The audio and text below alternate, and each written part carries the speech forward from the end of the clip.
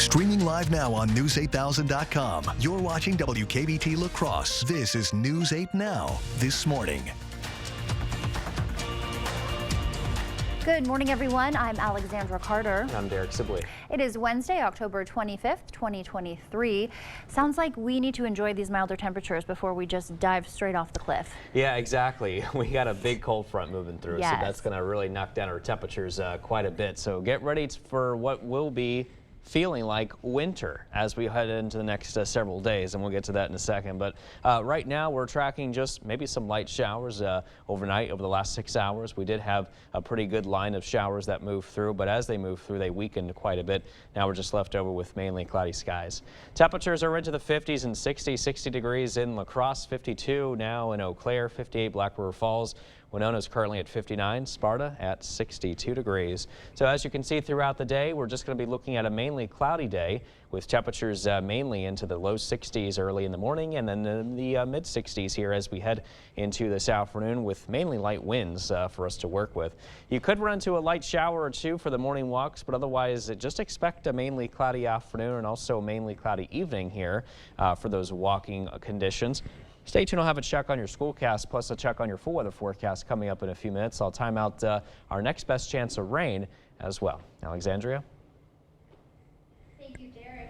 A woman accused of killing a child was denied reduced bail. 31-year-old Josie Dykeman faces first-degree intentional homicide charges in connection to the death of 6-year-old Alexavier Pedrin.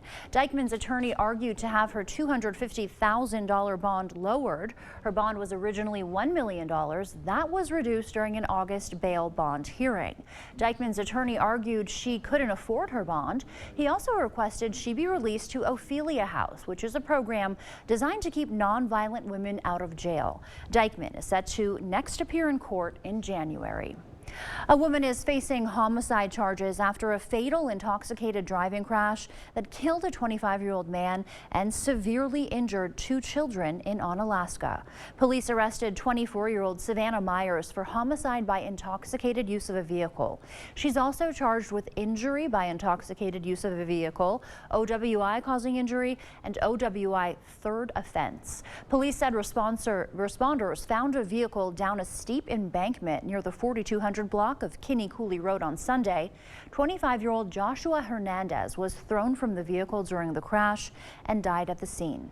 Myers and 2 children were taken to the hospital. One of the children's injuries were so severe they had to be airlifted to Madison. A local real estate company held an open house to discuss redeveloping a beloved La Crosse garden. Neighbors didn't hold back last night when they came to the American Legion in La Crosse with mixed reactions on losing some of their garden. Here's News 8 Now's Jeremy Wall with the latest. A neighborhood staple could soon look different. For more than 10 years, residents have used Washburn Garden. Now, 360 Real Estate Solutions wants to redevelop some of it and turn part of the garden into housing.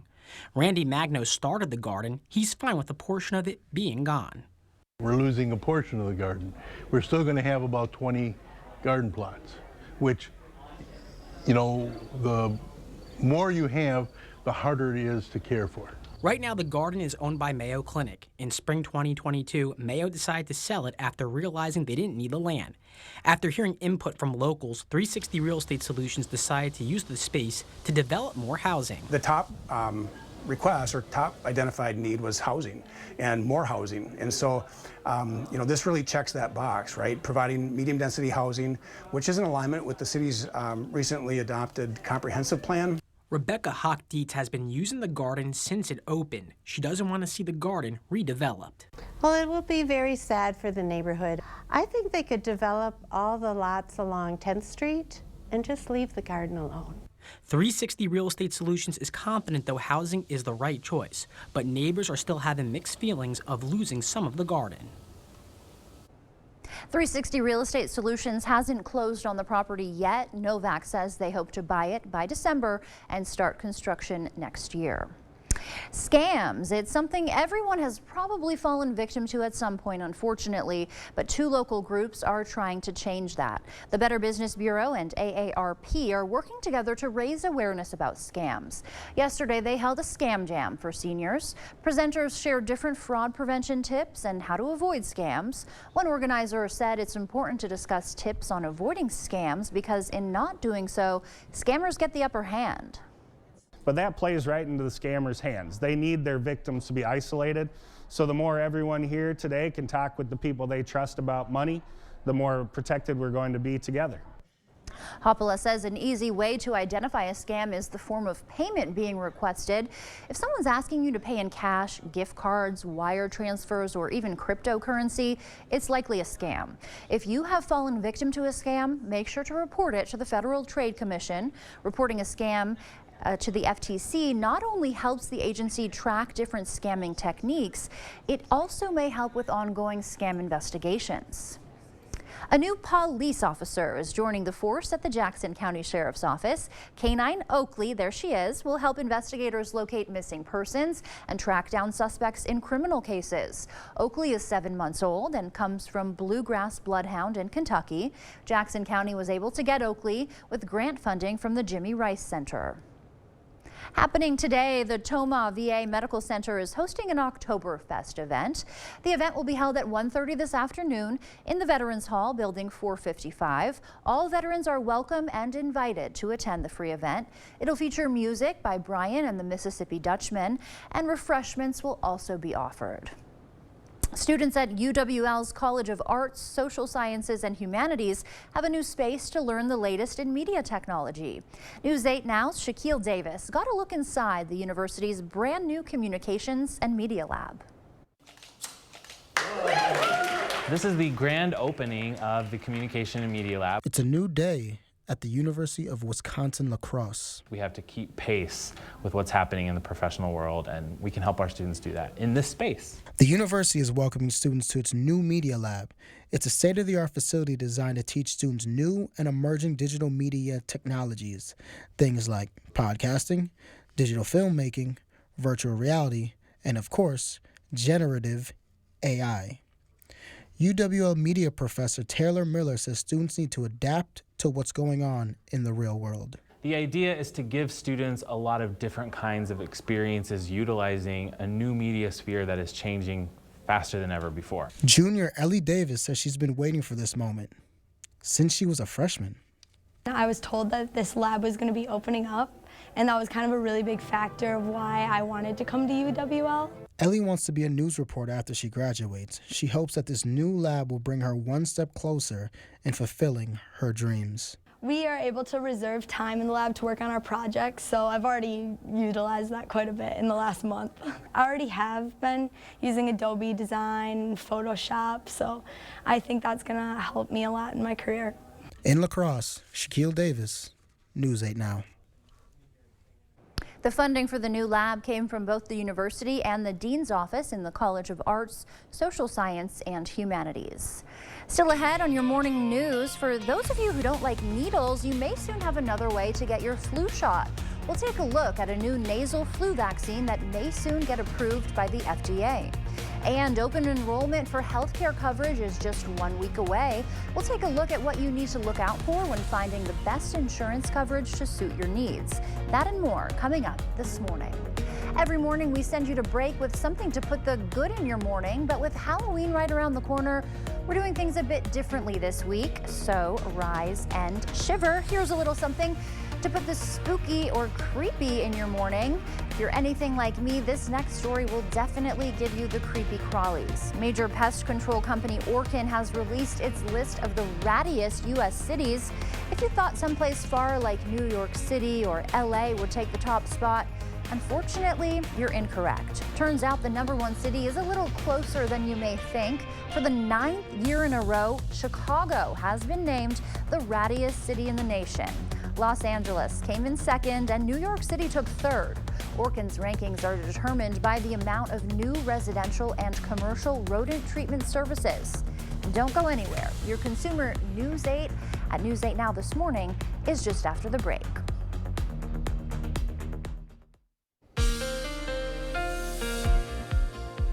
we were looking at mainly cloudy skies now that continue across the Coulee region. We did have some showers that moved through late last night and overnight, and they have exited the area since early this morning. Let's take a look at those current temperature readings now. We're into the 50s and 60s currently. It's much cooler to the north, though. In Eau Claire, you're currently sitting at 52. If you're in La Crosse, you're currently sitting at 60, while the rest of us mainly into the 60s, especially the further south you are. Your zone forecast today calling for yet another mild day. High temperatures into the mid-60s all around La Crosse County this afternoon. Heading south, we're looking at highs around 65 in Waukon, 67 in Lansing, and 64 in Viroqua. It'll be 65 in Brownsville. Heading into our central zones, Melrose, 60 here, 64 for you today. High of 63 in Arcadia and 62 in Osseo. Chippewa Valley, upper 50s to low 60s here today, with a chance of seeing some mainly cloudy skies, slight chance of a shower possible. You could run to that on the bus stop forecast this morning. Otherwise, just mainly cloudy. Temperatures at 61. On the way back home around Dismissal, mostly cloudy skies still, with temperatures at around 65 degrees. So I'll have a check on your full weather forecast coming up in a few minutes. I'll talk about some upcoming rain chances that we could deal with yet again coming up in just a bit. Thanks, Derek. We'll see you then. In your consumer news this morning, staying informed about healthcare is always important, so today we're putting a spotlight on the world of medicine. For those who find needles as scary as this season's skeletons and spider webs, good news may be on the way for you. That's because the FDA is considering an application for a nasal spray flu vaccine you can take home. Flu Mist has been available to get from the doctor's office since 2003, but now the drug maker has asked the FDA to let adults self-administer the drug. If approved, patients will be able to get it shipped straight to their front door. Getting that flu vaccine may be especially important this year. The reason? The CDC is predicting high rates of respiratory illness during this year's virus season. According to the agency, the season will likely be as bad as last year, which saw hospitals fuller than at any other time during the pandemic. The CDC believes COVID will account for half of this year's respiratory hospitalizations, while flu and RSV account for the rest. Along with warning about respiratory illness, the CDC is sounding the alarm about the mental health of healthcare workers. According to a new report from the agency, nearly half of healthcare workers say they feel burned out. Harassment among healthcare workers has also doubled since 2018, with those reporting harassment much more likely to experience anxiety. The data highlights the difficulties faced by the healthcare industry since the pandemic, including staffing shortages. Earlier this month, Kaiser Permanente workers held the largest healthcare strike in U.S. history. In addition to putting a strain on its workers, the healthcare industry is posing financial challenges for patients. With open enrollment for healthcare coverage only a week away, many Americans may soon enroll into employer-provided insurance options. But finding affordable coverage may be a little bit tougher due to the increase in premiums. Laura Aguirre takes a closer look at the different types of coverage and what things you should look for when making the decision on what type of coverage you'll need. The cost of family health insurance is basically the cost of a new car, a new small car, but still a new car. Matthew Ray co-authored KFF's recent survey on employer health benefits. He says the average annual family plan now costs nearly $24,000, and workers are paying more for their share after their companies foot the rest of the bill. So to enroll a family of four, on average, you're paying about $6,500. Workers at smaller firms are paying more than $12,000. Those price points represent an average increase of around $500. For single coverage, the tab for employees is about $1,400 a year, a $75 bump. But Ray does have some pointers on choosing a healthcare plan going forward. If you anticipate having health needs, if you have chronic health conditions, then you may want to have a plan with lower cost sharing. That's lower deductibles, copays, and co-insurances. Alternatively, if you're relatively healthy, you may want to pay less money up front, and you may want to go for a plan that has a lower premium contribution. There's also the annual out-of-pocket maximum. And once that's met, most plans cover services 100% for the rest of the year. If you think you're going to have a big expense of the year with multiple services, then an out-of-pocket maximum will kind of protect you from having huge expenses. And protection from huge expenses is one choice everyone would like to make. Ray also says premiums may not stabilize anytime soon since healthcare costs have grown faster than the rate of inflation over the past 25 years. That's it for your morning consumer news. Let's check in with Derek now for a look at today's forecast. Hey, Derek. Hey, Alexandria. We sure are starting off on a cloudy start here this morning. Temperatures in La Crosse are currently sitting at 60 degrees. South winds at around 7 miles an hour. And if you're in Eau Claire, 52 degrees. So much cooler here, partly cloudy skies, and northeast winds light at around 7 miles an hour. You can see on the satellite and radar loop going around the last 6 hours, we had those showers that moved through overnight. They have since cleared, but if we widen out the view, you can see what's happening. We have this cold front associated with this troughing environment that we have going on in place here currently, and that's the reason why we have been dealing with cloudy skies and rain showers here, especially yesterday. I think today we'll get a break, but we are going to be looking at more moisture heading into our general direction tomorrow, which we'll talk about here in just a second. Temperatures are currently into the 50s and 60s right now in Winona. You're at 59, Sparta's at 62, and Viroqua was currently sitting at 59 degrees. A slight chance of a shower is possible early, otherwise mostly cloudy skies here today, with afternoon high temperatures expected to rise into the mid to upper 60s. A high of 65 today in Eau Claire, and 67 is what it will be here this afternoon in the La Crosse area. So as you take in the sky tracker, you can see things remain very cloudy throughout the day today, and it should remain this way really over the next several hours. I am thinking that we will start to tap into some more moisture that could lead to some rain as we head into overnight tonight and also into early tomorrow morning. But here's around noon tomorrow, you can see this next low pressure system moving in from the south and west and giving us some rain here to work into the area heading into early tomorrow afternoon.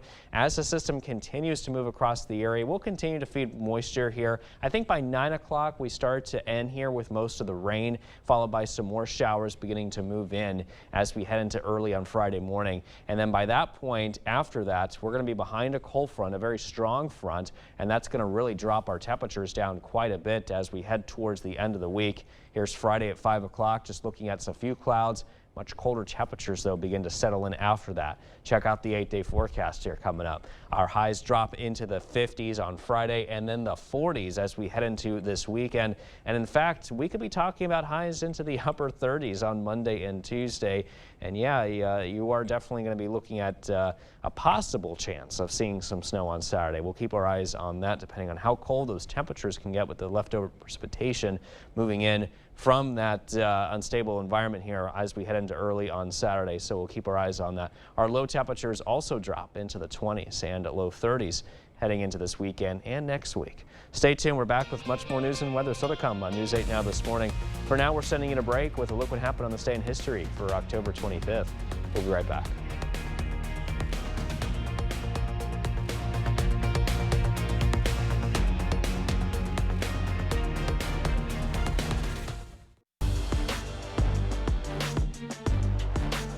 Welcome to the Blitz. The road to US Bank Stadium started last night in Minnesota. A few of our area teams kicking off the playoffs will start in 9-man football. Mabel Canton and Spring Grove clashing for the second time this season. Cougars handing the Lions their first loss of the year back in late September. Now the two facing off again with the stakes much higher. First quarter, Spring Grove's Bryce Burns drops back, heaves it up to Braden Soley in the end zone. Just like that, Lions go up 6. Same score early second quarter now. Mabel Canton punting, but the ball is going to be muffed by the Lions return man. Cougars' Isaac Underbach recovers. Huge play for the visitors. Ensuing possession, Caden Tollefsrud gets the direct snap, slips by defenders on his way to the end zone. We're tied at 6. Lions respond fast. Jackson Strinman coming out of the backfield, making defender after defender miss. Gonna have to speed this one up because the senior covers a lot of ground on his way to the end zone. Incredible effort. Lions are back up 6. Late in the half, Lions looking for more. Strinman making defenders miss as he gets all the way to the 1. But Mabel Canton's defense coming up with big stop after big stop to keep it a 1-score game at half. Second half now, first play on offense. The Lions, Strinman again taking off from the backfield in a big way, slipping tackles, making plays, and turning on the Jets. 84 yards later, he's in the end zone. Spring Grove wins it 32-6. Lions travel to Leroy Ostrander on Saturday. Staying with 9-player action, let's go to Houston. Hurricanes hosting Southland. The boys in red coming out red hot. Zach Olson gets the rock. The junior racing to the pylon. He's in for the score. What a play by Olson. Hurricanes strike first. It's 8-0. Rebels respond though. Second quarter now. Austin Swenson is going to go straight up the gut for 6. Southland goes for 2. Ties this one up at 8. But the Hurricanes go to their bag of tricks. It's Olson this time airing it out. Lee Klunder's going to stretch out to haul it in. Big time play, moves the chains for Houston. Then a couple plays later, the Hurricanes are going to punch it in. Houston caps off the drive with another touchdown. Home team goes up 16-8. Rebels looking to answer right back. Late second quarter now, Hurricanes looking for a stop on 4th down, and they are going to get it. The Houston D coming up big. Hurricanes take an 8-point lead into the break, and they are moving on. They hang on for the win, 24-20 the final at home. Houston will travel to top-seeded Kingsland on Saturday. All right, how about those Lancers? What a win for La Crescent Hoka on the road last night. Lancers are moving on as well. They take down Plainview Elgin Millville 15-14 the final. That's going to do it for the Blitz. We'll see you tonight. You're watching News 8 Now. Expect more. Israeli officials are preparing for a ground invasion of Gaza as airstrikes intensify there. The Palestinians say the death toll in Gaza is closing in on 6,000, and the humanitarian crisis continues to grow despite the ongoing delivery of desperately needed aid. Some world leaders are calling for a ceasefire. Meanwhile, U.S. officials are again forcefully warning Iran not to get involved in the conflict. CBS News' Ian Lee has more from Tel Aviv. This morning, Israeli defense officials said they conducted retaliatory strikes in the West Bank and against Syrian military assets. We do not want this war to widen. At a United Nations Security Council meeting yesterday, Secretary of State Antony Blinken repeated warnings to outside actors, particularly Iran-backed militant groups, not to get involved. If Iran or its proxies attack U.S. personnel anywhere, make no mistake, we will defend our people. Israel increased its airstrikes on Gaza amid growing calls for a ceasefire. It is vital to be clear on principles, starting with the fundamental principle of respecting and protecting civilians. But the White House says a ceasefire right now would only benefit Hamas. This is war. It is ugly, and it's going to be messy. And innocent civilians are going to be hurt. Yesterday, more trucks filled with food, water, and medicine flowed into Gaza from Egypt, but aid workers say fuel is what's most vital to keep water systems and hospitals operational. Israeli officials say Hamas has fuel and they should be supplying it to Gaza. Meanwhile, one of the hostages released by Hamas, 85-year-old Yocheved Lifshitz, is speaking out, saying she went through hell but was treated kindly and provided for. Her husband is one of the more than 200 hostages still being held. Yesterday, Israeli officials showed journalists, including a CBS News reporter, footage from the brutal October 7th Hamas raids that included images of militants spraying bullets at innocent civilians. If you're one of the millions of Americans with student loan debt, you may want to take a closer look at your payments. The Department of Education estimates around 305,000 borrowers have received the wrong payment amounts. Some of those who are affected may be paying more than they're required to pay each month. The Department of Education says they're working with loan servicers to fix the problem, and that loan borrowers who are affected will be in forbearance on their loans until the issue is fixed. If you'd like to check your loans to see if you're affected, you can visit the Education Department's Student Loan Simulator at studentaid.gov. The Environmental Protection Agency may soon ban a harmful chemical that's sometimes found in drinking water. The chemical trichloroethylene is also known as TCE. It's linked to diseases like cancer, Parkinson's disease, and liver disease. The chemical is often used in metal degreasers, paints, refrigerants, and some car products. According to the Agency for Toxic Substances and Disease Registry, the chemical is found in up to 18% of U.S. drinking water. The new proposed ruling would not take effect until next year for consumer and commercial uses. GOP Representative Mike Johnson is one step closer to winning the Speaker's gavel. Late last night, the Louisiana representative defeated Florida Representative Byron Donalds in a vote of 128 to 29. Johnson is the fourth Speaker nominee selected by Republicans since former Speaker McCarthy's removal earlier this month. Johnson was also the second nominee selected yesterday after House Majority Whip and Minnesota Representative Tom Emmer was also nominated earlier in the day, but hours after that nomination, he dropped out of the Speaker's race. After the House elects a new Speaker, they will then have to pass a spending bill that would avert a possible government shutdown by November 17th. One person is dead after a standoff at a school with Germantown police. According to the Associated Press, Germantown police were called to a middle school parking lot Monday for a person acting, quote, erratically. When they arrived at the school, the person climbed onto the school's roof and fired at them. The officers returned fire, killing the person. There were about 70 students and 20 adults in the building during the shooting. One of the guys ran in and was like, everyone needs to get down. There's an active shooter outside. And we were like, what? He's like, no, seriously, everyone needs to either get in a room or get down right now. There's somebody outside. Scary moments there. Officials say no students were hurt. There were no classes at the middle school yesterday, so the Wisconsin Department of Justice could investigate. Police believe it was an isolated incident. The Wisconsin DOJ says the man has no ties to the community. The head of Wisconsin's DNR is resigning after less than a year on the role. That's according to the Milwaukee Journal-Sentinel. Adam Payne has given Governor Evers his resignation letter. He writes that he needs to spend more time with his family. Payne was part of the Wolf Management Plan process and pushed for efforts to address the forever chemicals known as PFAS. He had previously spent 24 years as an administrator in Sheboygan County, where he prioritized conservation projects. His last day with the DNR is November 1st. The governor will now search for a new appointee. And the Wisconsin conservation voters held a meetup for a short hike in La Crosse. The group also discussed how efforts toward clean water were progressing.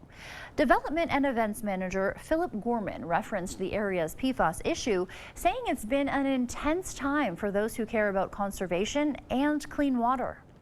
There are a few things more important than turning on your tap and making sure clean, safe drinking water comes out of that. So that's just absolute priority for this community. Although this evening was focused on clean water, the Wisconsin conservation voters also pushed for clean energy, democracy, and voting rights.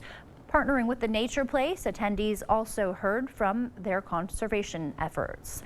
Wisconsin's elections administrator says the state has important clarity after a recent court filing. In the court filing, lawyers for Wisconsin Senate Republicans admit the Senate's vote to fire elections official Megan Wolf has no authority. They specifically write Wolf is lawfully holding over as the administrator. That concession comes after Wisconsin's Attorney General sued over Senate vote. Wolf's term as the Elections Commission administrator expired this summer, and that commission never reached a majority vote to nominate her. A new Republican bill would put limits on write-in campaigns. It's being called the sore loser bill. It would block candidates who lose partisan primaries from running write-in campaigns during the general election. It's a rare situation, but there have been some recent examples. Last year, Adam Steen stayed as a write-in after nearly beating Robin Voss in an assembly primary.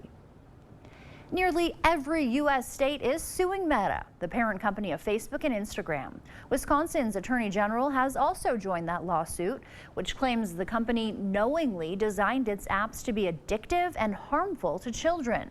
One childhood family therapist at Gunderson Health System says while social media addiction isn't a formal diagnosis, social media does have an addictive component. He says he often hears kids say they're bored, and social media and screen time are the only things that aren't boring, and that's a big concern. That's a red flag because life is way more exciting in real time than virtually.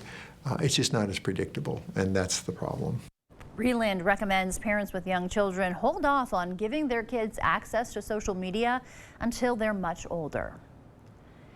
State-funded driver's education could soon return to Wisconsin. A bipartisan bill would provide up to $400 in grants for low-income families to pay for driver's ed. Private driver's ed programs cost between $300 to $650. The bill has already passed the state assembly. The Senate held a public hearing on the proposal yesterday. Governor Evers has signaled he will support the measure. Now let's check back in with Derek to tell us what to expect on our morning commute. All right, thanks so much for that, Alexandria. We're starting off a little bit cloudy outside currently. We were watching some showers here that were moving through late last night and also into early this morning. They have since cleared out, and again, things are just looking cloudy with current temperature readings into the 50s and 60s. We got 60 now in La Crosse, 57 in Winona, and in Eau Claire, you're currently looking at 52 degrees. Meanwhile, in Sparta, you're currently much warmer though at 62. Your forecast overall today calls for a high of about 67 degrees with cloudy skies, and overall a pretty mild day with light and variable winds. Heading into tonight, 61 degrees. I'm thinking that showers will become a good possibility in most locations. East-southeast winds at around 5 to 10 miles an hour. Your mowing forecast for today, 60 degrees to start and then just mainly cloudy really throughout the day with high temperatures reaching those low to mid 60s between noon and 5 o'clock here today as well. Stay tuned. I'll have a final check on that full weather forecast in a few minutes, and we'll time out some of these rain chances coming up over the next couple of days. And also coming up in our Buzz Report, for those who like to celebrate Halloween with some spooky cinema, we'll let you know what's coming out this weekend. A look at Five Nights at Freddy's is next.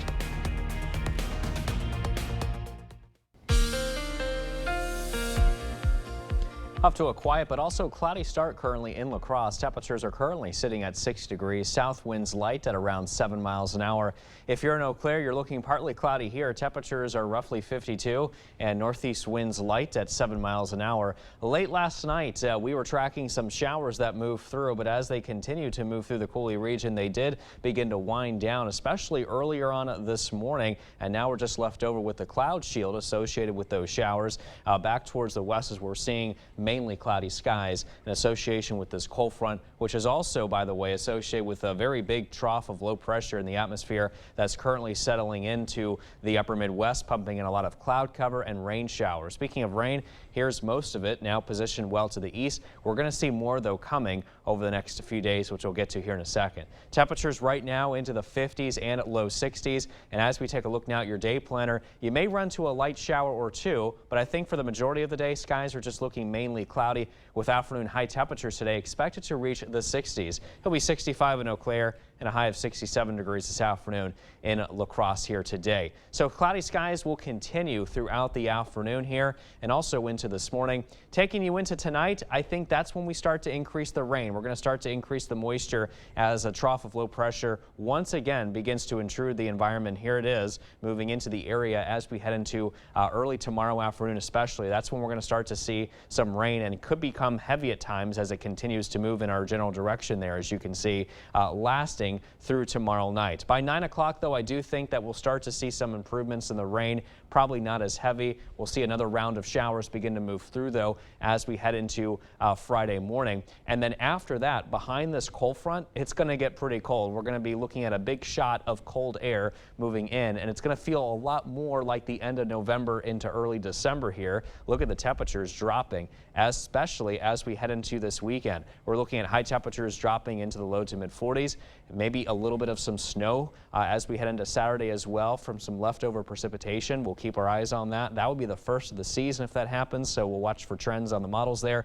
Heading into next week, our high temperatures will be dropping into the upper 30s, so feeling even much cooler here for Monday and also into Halloween Day there on Tuesday. Low temperatures also responding to the cold, dropping to from the 50s and 60s down to the 30s over the weekend and into the mid-20s as we head into early next week on Monday and Tuesday morning.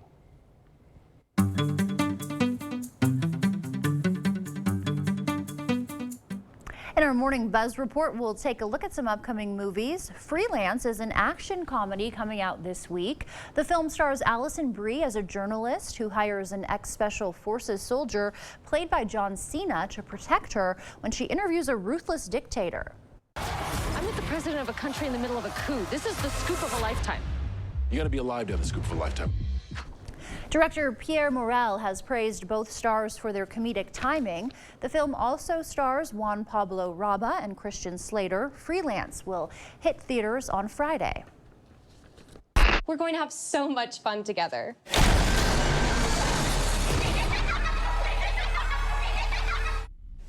Moving from humorous to hair-raising, this next movie is out just in time for Halloween.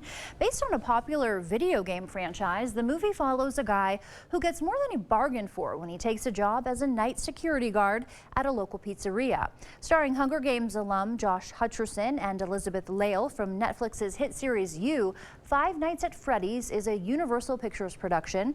It'll be in theaters and streaming on Peacock Friday. It's a tip. That's enough. You want me to go? Hi? The Royal Hotel is another frightening flick you can see this weekend. Starring Emmy-winning Ozark actress Julia Garner, it's the story of a young backpacker who takes a job in the Australian outback only to find herself in a disturbing situation. The Royal Hotel has received praise from critics with a 92% score on Rotten Tomatoes. It's on Prime Video and Google Play now. It's real. Does it feel real? Our boys back home? Our son. Look at you. You were just a boy. And now you're not. Speaking of critical darlings, upcoming romance All of Us Strangers has racked up a ceremony best 4 nominations at the Gotham Awards. The nods include Best International Feature, Best Screenplay, and Best Performance for 2 of its stars. Featuring Andrew Scott alongside Paul Mescal and Claire Foy, it's a story about 2 neighbors who fall in love while reckoning with their pasts. All of Us Strangers has a 98% rating on Rotten Tomatoes. It'll be in U.S. theaters on January 26th.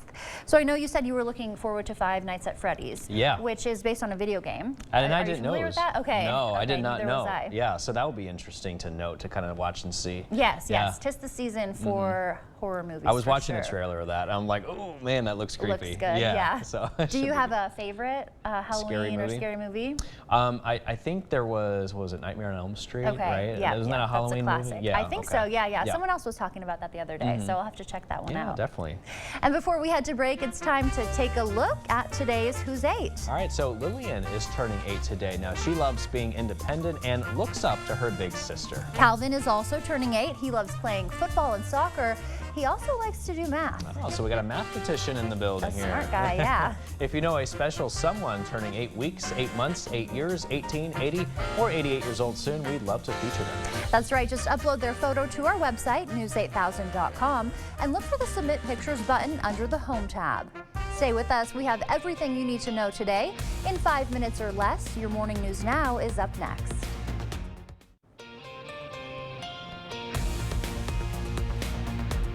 An Alaska woman accused of killing a child will not get her bail reduced. 31-year-old Josie Dykeman faces first-degree intentional homicide charges in connection to the death of 6-year-old Alexavier Pedrin. Dykeman's attorney argued to have her $250,000 bond lowered. Her bond was originally $1 million. That was already reduced during an August bail bond hearing. Dykeman's attorney argued she couldn't afford her bond. He also requested she be released to Ophelia House, which is a program designed to keep nonviolent women out of jail. Judge Elliot Levine denied those requests. Dykeman is set to appear in court again in January. The head of Wisconsin's DNR is resigning after less than a year on the post. That's according to the Milwaukee Journal-Sentinel. Adam Payne has given the governor his letter of resignation. He writes he needs to spend more time with his family. Payne was part of the Wolf Management Plan process and pushed for efforts to address the forever chemicals known as PFAS. He had previously spent 24 years as an administrator in Sheboygan County, where he prioritized conservation projects. His last day with the DNR is November 1st. The governor is now searching for a new appointee. A new Republican bill would put limits on write-in campaigns. It's being called the sore loser bill. It would block candidates who lose partisan primaries from running write-in campaigns during the general election. It's a rare situation, but it does happen. Last year, we saw Adam Steen stay as a write-in after nearly beating Robin Voss in an assembly primary. Scams are something that are prevalent, and unfortunately everyone has probably fallen victim for, but two local groups are trying to change that. The Better Business Bureau and AARP are working together to raise awareness about scams. Yesterday, they held a scam jam for seniors. Presenters shared different fraud prevention tips and how to avoid scams. One organizer says it's important to discuss tips on avoiding scams because in not doing so, scammers could get the upper hand. But that plays right into the scammers' hands. They need their victims to be isolated. So the more everyone here today can talk with the people they trust about money, the more protected we're going to be together. Hopala says an easy way to identify a scam is what kind of payment they're asking for. If someone's asking you to pay in cash, gift cards, wire transfers, or cryptocurrency, it's most likely a scam. If you have fallen victim to a scam, make sure to report it to the Federal Trade Commission. Reporting scams to the FTC not only helps the agency track different scamming techniques, it may also help with ongoing scam investigations. State-funded driver's education could soon return to Wisconsin. A bipartisan bill would provide up to $400 in grants for low-income families to pay for driver's ed. Private driver's ed can be costly, with costs ranging from $350 to $650. The bill has already passed the state assembly. The Senate held a public hearing on the proposal yesterday. Governor Evers has signaled he will support the measure. And a new police officer is joining the force at the Jackson County Sheriff's Office. K-9 Oakley will help investigators locate missing persons and track down suspects in criminal cases. Oakley is 7 months old, and she comes from Bluegrass Bloodhound in Kentucky. Jackson County was able to get Oakley with grant funding from the Jimmy Rice Center. The Toma VA Medical Center is hosting an Oktoberfest event today. The event will be held at 1:30 this afternoon in the Veterans Hall, Building 455. All veterans are invited to attend the free event that will feature music by Brian and the Mississippi Dutchmen, and refreshments will also be served. And as you head out the door this morning, temperatures are in the low 60s and are mainly cloudy skies. A slight chance of a shower is possible, but I think for the most part things are much drier now. Just those cloudy skies that will linger throughout the day now, with high temperatures into the 60s, and looks like light winds here for today. Now we are going to bump up the rain chances quite a bit for tomorrow. We are talking showers and thunderstorms tomorrow afternoon into the evening. Some leftover showers possible on Friday. And yeah, there's possible maybe even a little bit of some light snow on Saturday, along with much colder temperatures. We're going to drop our highs into the upper 30s and 40s this weekend. It's crazy how cold we're going to get. And that's basically where we should be a month from now. Okay. So that's how cold it's expected to get here. Yeah, big drops coming very fast. And that number on Halloween seems to be getting lower by the day. Right, yep, exactly. So you might want to dress your kids up warm with those Halloween costumes on. Yes. Maybe a jacket or sweatshirt. I know it's going to probably cover the outfit a bit, but it's better to stay warm, in my opinion. For sure, yeah. Some bundled up trick-or-treaters, or maybe find like a fleece costume or something like exactly. that. Something nice. Well, thank you so much for watching News 8 Now this morning. We will see you back here at noon and tonight at 5, 6, and 10. Have a great day.